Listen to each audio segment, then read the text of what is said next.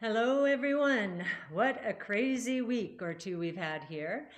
So I'm breaking our tradition of doing a YouTube video on Employment Day and doing it midway through. We want to be there for our clients, and we want to share our point of view. We do have a point of view on what's going on. Both economically and market-wise. So as usual, we'll go through monetary policy, fiscal policy, some economic indicators, market indicators, and then we'll go into a lot of worries that the market's having right now. The impact of rising rates, the impact of Treasury Secretary's point of view on the crypto markets, Bitcoin in particular. We'll go into the liquidity of the market, especially ETFs. We'll talk about inflation versus deflation. And finally, a word about the financial system generally, and comments from Thomas Petterfee, who is the chairman of Interactive Brokers. Some of his thoughts, we talked to him recently as well, and wanted to share them with you. And then we'll have a final word on innovation, although it will be shorter today because there's so much going on that we want to address. So on monetary policy, pretty easy. Still with Fed Chairman Powell's testimony this week in front of Congress, we see that the Fed is nothing but supportive. And we see M2 growth still up in the mid-20s, very rapid rate of growth. So very supportive monetary policy, and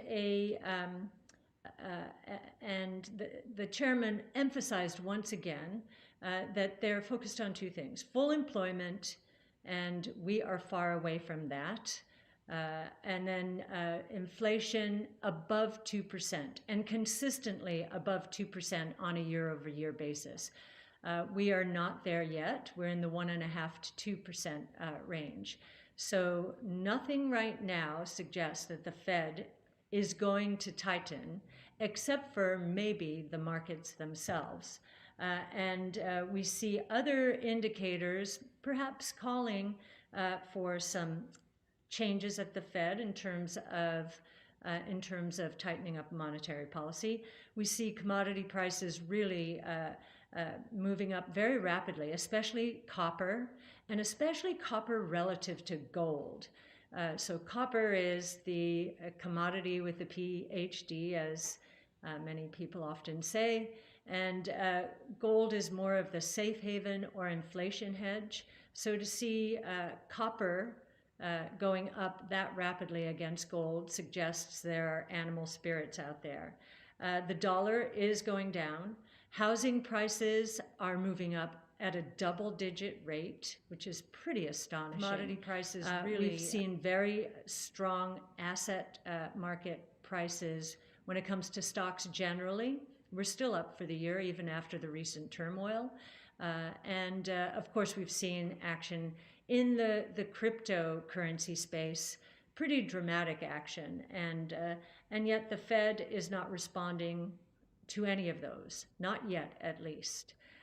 There are some indications in the market, because the market actually does lead the Fed, that the Fed will respond sooner than most believe, but we'll get into that when we talk about markets. On fiscal policy, well, thanks to budget reconciliation, we're probably going to get a package. It could come today, may already have come, in the $1.7 to $1.9 trillion range, so $1.7 to $1.9 trillion.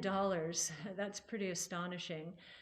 It does not include the $15 minimum wage, which was originally in the bill, although that may be added to what looks like a $3 to $4 trillion infrastructure bill brewing. So think about that. Almost $2 trillion now, and then another 3 to 4 trillion on the way. Now, anyone who has read about guns and butter in the 60s, that was during the Kennedy and Johnson regimes, knows that we will have to pay for this in some way, shape, or form. We would like to think that the economy will grow its way out and that innovation will be a big part of the solution. But there are a lot of other investors out there who are very worried about leverage in the system. And we'll get into that as well. You know, we've just seen the $600 billion. This is not even part of this $1.9 trillion package. We've seen $600 billion in stimulus money making its way into the system. We saw that in today's personal income report. So disposable personal income was up 11.5% month to month. That's not year over year, that's month to month. If you annualize it, it's up by much more than 100% annualized. Pretty provocative. Spending was up 2.4% month to month again. Again, that's not annualized. So times 12, you know, almost 30%. And we're seeing the saving rate, because the income growth was so much stronger than the consumption growth, the saving rate went back to 20.5%. At the peak in the crisis, it was up at about 35%, but it had been coming down month by month. And we thought it was going to slip into the single digits. It did not. It has gone back to 20%. So again, the consumer has a lot of firepower here. And, you know, I would say the economy is on fire. I know we're not at full employment, and yet all of the leading indicators that we think are so important are on fire. And they have very high multipliers associated with them. And this is particularly true of housing. Just think about how much other spending a home purchase causes. And same with capital spending. Capital spending is really strong right now. It has been forced into action by the coronavirus, this move towards the digital everything, which has accelerated innovation beyond the rate at which we or most observers would have expected. So capital spending and housing have two of the highest multipliers in the economy, which means that a dollar spent causes more dollars to be spent, and again, a virtuous cycle. So we already think the economy is very strong. And we believe that the markets are now saying, okay, the economy is really strong. And what happened this week, and I think what shocked the equity markets to some extent, certainly the higher valuation part of the equity markets, was it looks like interest rates continue, long rates continue to go up. We got to 1.6% yesterday, I think, on the 10-year Treasury bond yield. Now, at the beginning of this year, many bond investors thought we'd have trouble getting through 1. Now it looks like we could go to 2 pretty easily. I will say, based on indicators, mostly if you look at short-term traders, there are measurements of their activity. There have been record shorts placed on the bond market. So they've been playing the momentum here as interest rates go up, prices go down. So traders have been shorting the bond market at record rates, and I looked back as far as 20 years. So we probably are in for a little bit of a pause here in the movement of rates going up. For that reason alone, there's too much bearishness out there. So we do know that 1.6% from 0.5% during the crisis, That is a monumental move in the bond market. The volatility in the bond market is beginning to outpace that in the equity market. And I think one reason for that is bonds have been in a bubble. And the search for yield became extreme. And so bond bubbles or any bubble, when it bursts, seems a little chaotic. And a tripling in the bond yield from the bottom has to feel like nothing bond investors have ever felt. What we're also seeing in the bond market is in the 2-year and 5-year range, the so-called belly of the curve, we're seeing those interest rates move up as well. Now, they had been held down for the most part because the Fed was saying, we're not going anywhere. We're not going anywhere. But now they're not being held down. And this could be the beginning of the market leading the Fed. Historically, that has been the case. The market has led the Fed. And what this could mean is the economy is so strong that the markets are now saying, okay, we don't need this quantitative easing. And the Fed is going to come to the same conclusion pretty quickly. So let's anticipate that move. So here we are. We think that move is on the way. Now, this also reminds me of the late 2016, early 2017. And at that time, the quantitative easing was on its way out, and the Fed was going to start raising interest rates. They had telegraphed that, and the market was very nervous. And I remember one of the reasons it was very nervous was after President Trump won the election, the odds of a cyclical burst increased because of his promise to cut taxes. And that's exactly what happened. But in the beginning, the equity market responded, was very nervous around this idea that interest rates would be going up. And what happened is when President Trump was elected, value stocks took off. Just like they're taking off now, responding to this idea that this economy is developing ahead of steam. So the value stocks have taken off. And in fact, if you look at year to date, I think financial stocks are up 27%. And energy stocks are up 27%. Financial stocks are up about 11%. I think technology stocks, if I'm not mistaken, are up basically 1%. And healthcare, which is another area in which innovation strategies, or to which innovation strategies are exposed, that's actually down. So traditional value stocks are having a nice run here. And how do we feel about that? We feel really good about that. Just like we did in 2016, when we said value is up, and actually the market was up, value up even more, and growth strategies like ours were down. They were actually in negative territory back then.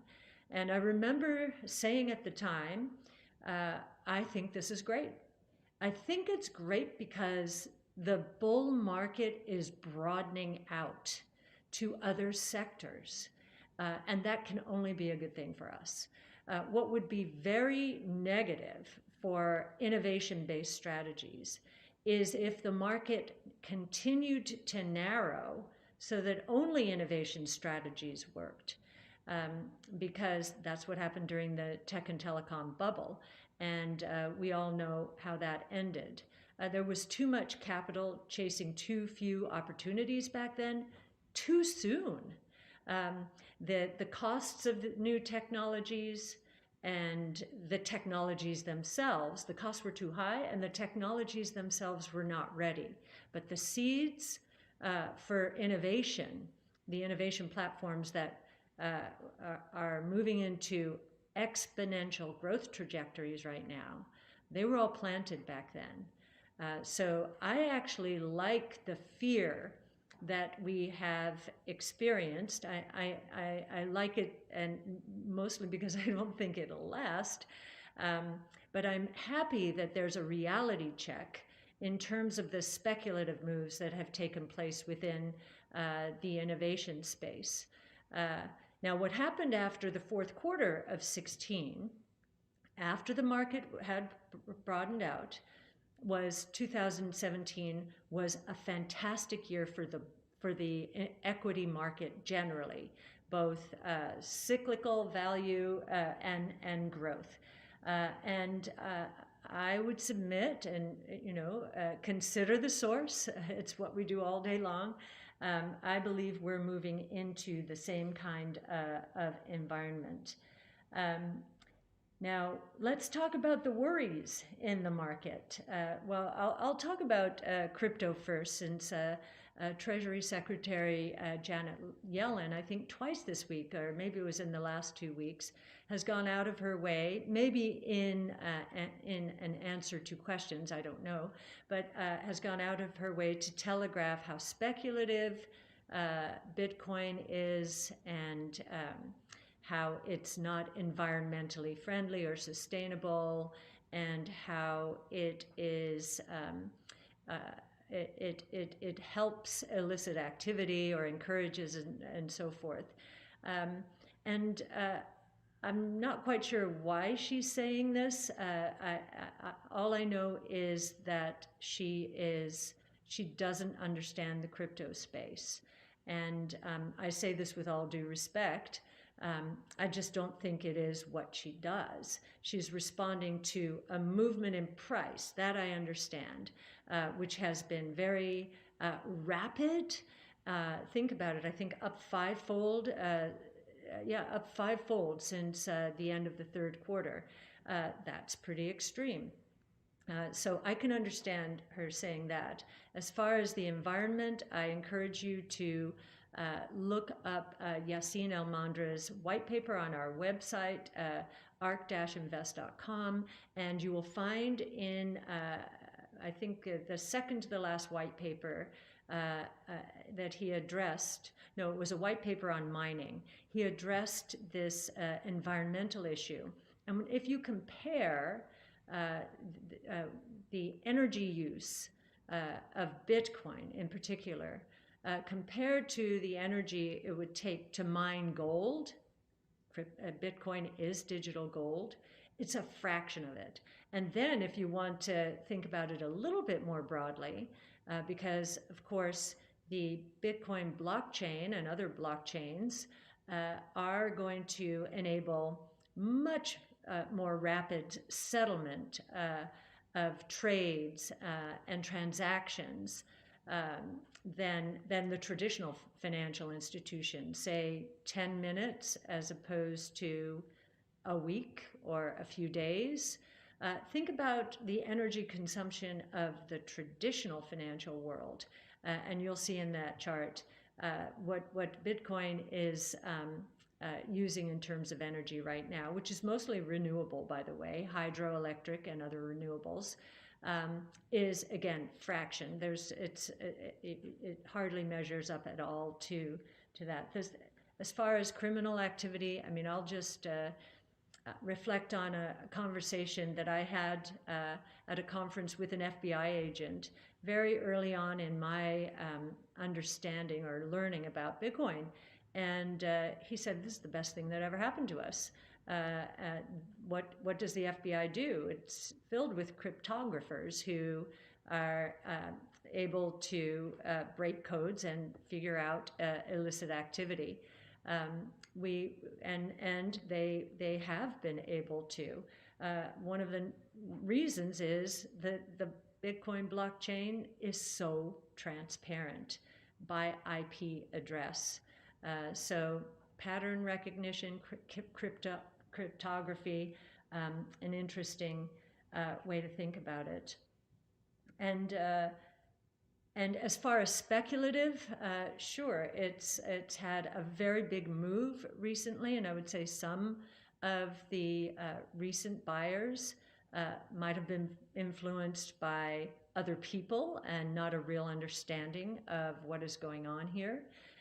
But as I did say this week, and I saw it in a report or in a headline, I did say and go through Yassine's paper, we can see trillions of dollars in use cases for Bitcoin. And I think the most important thing that we as investors need to do is be very supportive of those who are evolving this ecosystem. And so we at ARC are thinking about ways to help the community in terms of Bitcoin developers to secure the network. It is right now the most secure blockchain technology out there. And so for very high value transaction, think $1 million transaction, it does take 10 minutes, and that seems to be a complaint, and it is a complaint relative to other blockchains that involve smart contracts that are instantaneously settled. But this is the most secure network, and one reason is that 10 minutes. And if the cost is, I don't know, $10, and I'm not quite sure what the cost is, but compared to the cost to transfer $1 million through traditional financial systems, no, there is no comparison. So our confidence in Bitcoin and the Bitcoin blockchain has continued to grow over the years, as I think we've stated very often. Another worry is the impact of interest rates on PE ratios. And that is why high multiple stocks have been hit hard here. Well, one of the things that has puzzled me over the last, I'm going to say 10 to 20 years, is as interest rates were falling, and I believe in the tech and telecom bubble, they were starting from, this is a 10-year treasury, 6-7%. As they've come down, and we bottomed at 0.5% during the coronavirus. As they've come down, what was interesting to me was PE ratios, which should have gone up, because of the discounting of future cash flows and these lower and lower discount rates. They seem to always top out in the 20 to 25 range. Now that's an earnings yield. If you do E over P, you've got an earnings yield in the 4 to 5% range, right? Okay, so it topped out 20. What this tells us is the equity market has never incorporated 1% or 2% or even 3% into the valuation structure of the market. And in fact, if we are right and the nominal growth in the economy is not going to be 4 to 5%, which we believe is the normalized rate that the market has been baking in. So 1 over 4% would be a 25 multiple. Again, just quick and dirty way to think about this. Or 1 over 5% equals 20%. I mean 20 times. We've never been able to get through that. But what if the normalized growth rate is actually 2 to 3%? And you do that same analysis, there should be serious valuation support, and especially for companies that are able to grow very rapidly during the next few years. Now, we don't think anyone will believe what I just said until it is tested and proven. So what that means, and what we believe could happen here, is the 10-year treasury yield could move to that, or needs to move to that 3%, and we think it will get there at some point. It will take a while, but needs to get there, and then maybe fail because of this notion that nominal growth in the economy is closer to the 2 to 3% range. Now, why would that be? And so we think there are major deflationary forces evolving in the global economy now, and they're fighting this notion that all of this monetary policy ease throughout the world is going to ignite inflation. Well, we believe that point of view is going to be in a dueling match with the two deflationary forces. One is good deflation and one is bad deflation. So the good deflation has to do with technologically enabled innovation. It is deflationary by nature. It rides down cost curves, gains efficiency, gains productivity. As we've told you before, in the electric vehicle space, for example, that deflation rate is 28% for every cumulative doubling in the number of units produced. And we're only at 2.2 million units of EVs right now. So think about that, 28% for every cumulative, and it's not going to take long to double that 2.2 million units. And in the DNA sequencing space, it's 40% for every cumulative doubling. And we're at a very low base there as well. But those low bases are going to move up pretty quickly. We think electric vehicle sales will move from 2.2 million to 40 million, almost a 20-fold increase in the next 5 years. But they're at a low base right now, and they will only begin to impact economic statistics as they scale during the next few years. In the meantime, what's going to happen? This disruptive innovation is going to cause creative destruction in the traditional world order. And it's not just electric vehicles and DNA sequencing, it's robotics, artificial intelligence, blockchain technology. There is so much innovation taking place right now. And I don't think that investors appreciate how these S-curves are feeding one another as these innovations converge. The best example of that, we believe, will be autonomous taxi networks, the convergence of robots. Autonomous vehicles are robots. Energy storage, they will be electric. That's going to be the cheapest form of transportation. And artificial intelligence. Those three S-curves converging. We were talking about this at our brainstorm today, and I was trying to say, how can we capture this so people really understand it? You know, this combinatorial or this multiplicative, you know, S-curves feeding one another.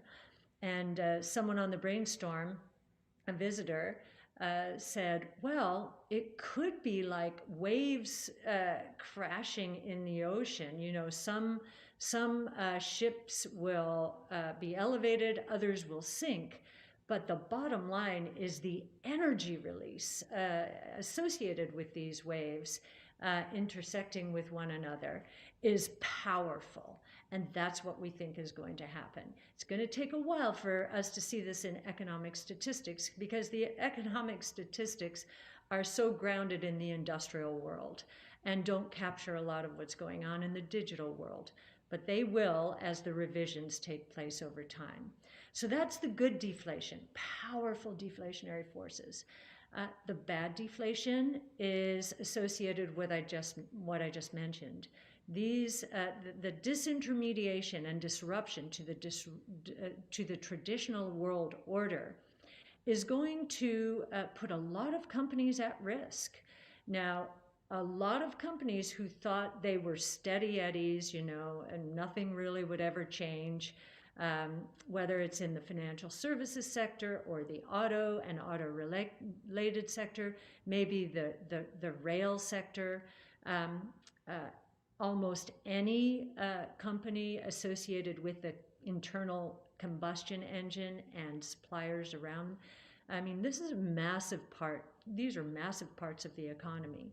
Um, Many of those companies have, because of shareholder, maybe the short-sightedness of shareholders, have adopted short-term time horizons themselves and catered to these shareholders. They have consistently leveraged up to buy back their shares and pay dividends. Now, we're seeing the result in formerly blue chip stocks. GE is one, IBM is another.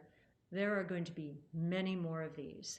Many are highly leveraged because they didn't understand how quickly the world was going to evolve. In fact, their time horizon wasn't 5 or 10 years, it was 2 years or until the end of the CEO's term.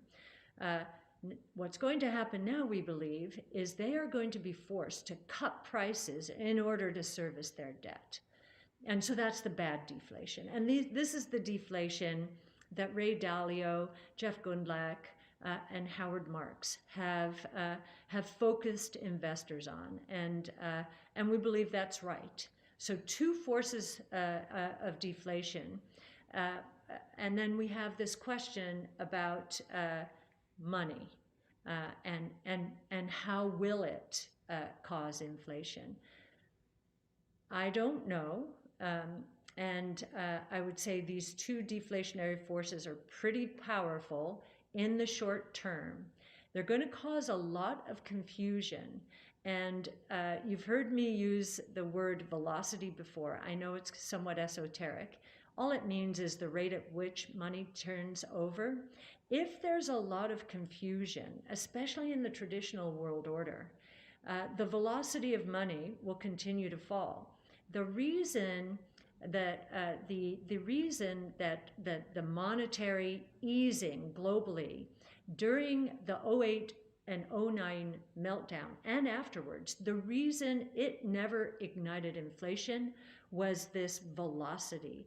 The money went up, but the rate at which it turned over per year in the economy slowed down as people held back.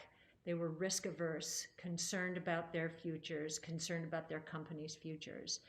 I think that probably will continue as these dueling deflationary forces,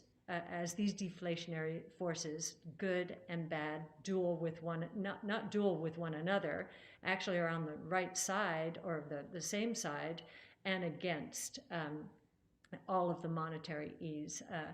So those are some of our thoughts. There are a couple others that, or one other, I guess, that I'd like to mention. It's focused, or the questions around liquidity in the ETF space broadly.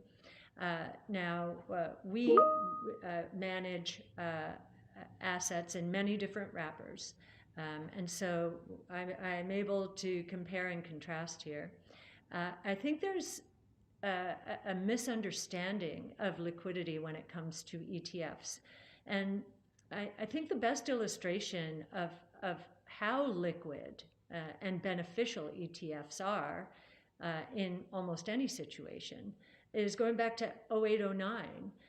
Bond strategies during 08 and 9, there were active bond strategies in the ETF wrapper. And there were a lot of investors very fearful and just wanted to get their money out of bond funds. And the only liquidity provider out there during that time were the market makers and authorized participants in the ETF space who made markets. Now, the underlying bonds were not trading. Bond traders were not picking up their phones or answering on their Bloombergs, DMing anyone. The markets weren't working, but ETFs were out there and provided a market, even though the underlying markets were not working. Did they take a discount for that? Yes, they did, and they should have. That was the price for liquidity at that time. Now, what's so surprising to me in this market, because this idea of liquidity in the equity ETF market has arisen, with the benefit of that experience, I would have expected those in the ETF world to understand that in the equity world, it would happen the same way. But the equity world is much more liquid generally than the bond market. And so when we were getting questions around this topic, I was surprised to learn that one of the most expert journalists and consultants in this space at Morningstar was basically feeding into the fears of the market, which surprised me, because I can tell you just from what we saw, there were, even though the markets were very volatile and the number of shares traded exploded, the volumes exploded, the ETF industry and the ETF infrastructure handled it beautifully. And as a portfolio manager, I know the difference between an ETF wrapper and a mutual fund wrapper. A portfolio manager in the ETF space does not have to worry about flows. It's the market makers, the authorized participants. It is, the ETF ecosystem that is accommodating the activity. So I'm just making investment decisions. That's all I have to make. In the mutual fund world, it is not always the same, as many in 08, 09 learned. When there are redemptions, a portfolio manager does have to worry about those if the market has shut down. Normally, that's not the case. 08, 09 was a very special case. But a portfolio manager does have to deal with the flows and the investment decisions. So I hope this serves as some kind of comfort, explanation for what's going on out there. I've been surprised, as I said, at some of the ETF commentators. They should know better, but they haven't managed money, so maybe that's not fair. But I am managing money, and I can tell you the difference between the two wrappers is quite significant. So anyway, I hope I've helped to clarify things, and I'm never doing this by myself. I've got this incredible team behind me, wonderful research team, wonderful chief operating officer who knows the plumbing of the ETF industry much better than I ever will. And I can tell you we've been very comfortable this week, and very gratified to see that the first wrapper we chose, for many different reasons, has worked so well for us. So I hope you all have a lovely weekend, and I guess I'll be talking on this channel again the first week in March. That might be, well, probably 2 weeks from now, the employment report.